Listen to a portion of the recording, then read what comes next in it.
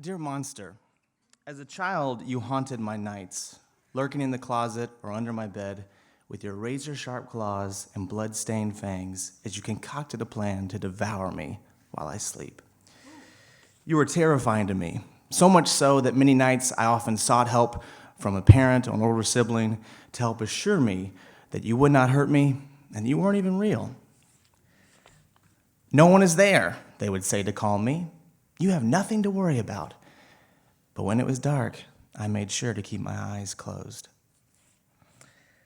I agreed with them and ignored you, Monster. And for many years, I would never hear from you again. Or perhaps I didn't see the warning signs that you were always there. But you no longer hid in my closet or under my bed or beneath the stairwell of my grandmother's house.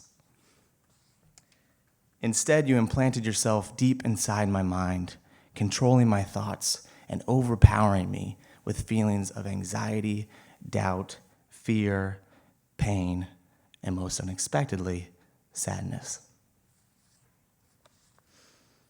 So I tried to ignore you. It's just a phase, I said, or I'm just going through a few things, I'm a little down. I'll just try harder to be happy, I thought. Nothing worked.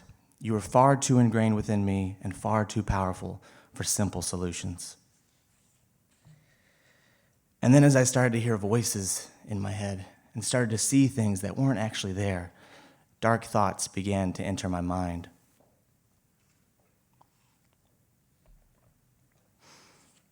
Feelings of isolation and loneliness intensified. Panic attacks began, and physically punishing myself became the norm, like a swift punch to the head and screaming, "You're fucking worthless, Emory." Your claws and fangs look different now, Monster. But the pain they produced was far worse than I ever imagined. You were destroying me.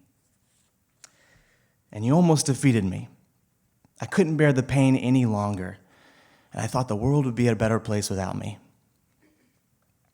So I attempted suicide with a large kitchen knife and pills. Fortunately, I was unsuccessful.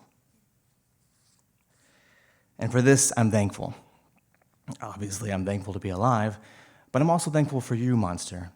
Your deception helped me to understand my problems, seek help, and learn from the experiences of others. Your pain helped me to spread awareness of mental health issues. These are not issues that should be taboo subjects that we continue to ignore and stigmatize.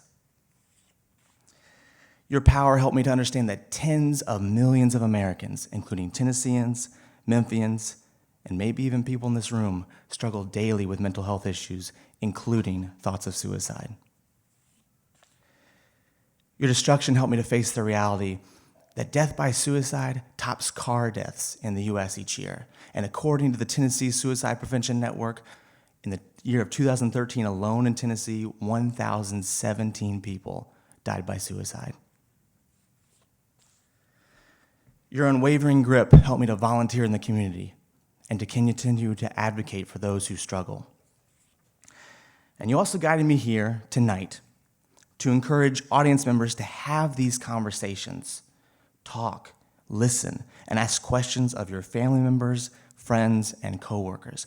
Educate yourselves on issues of mental health, substance abuse, and suicide prevention. Avoiding these topics leads to more alienation, more misunderstanding, and more deaths. But here's the thing, Monster. The more I avoid you, the more pain I feel.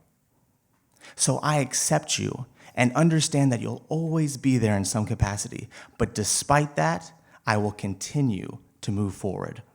Because here's the amazing thing. You, Monster, are a part of me, and it makes me a better person. Your pain, anxiety, and depression are a part of me just like everything else. Just like I'm an educator, just like I'm a fan of Orange is the New Black, just like I love U.S. history, you are a part of me. And I can't thank you enough for helping me to keep my eyes open when it gets dark. Sincerely, Emory, a survivor of 953 days.